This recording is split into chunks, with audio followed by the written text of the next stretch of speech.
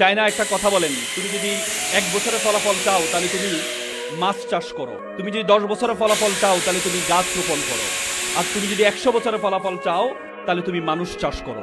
আজকে মানুষ চাষ করার জন্য অ্যাডভান্টেক্স আলিবাবার প্রতিষ্ঠাতা জ্যাক মা একটা চমৎকার কথা বলেছেন। তিনি বলেছেন একটা বানরকে যদি একটা কলা দেখিয়ে আর $100 একটি নোট দেখিয়ে বলা হয় তুমি কোনটি নিবে, বানর কলাটি গ্রহণ করে নেয়, কারণ বানর জানে না এই $100 দিয়ে শত শত কলা কেনা সম্ভব।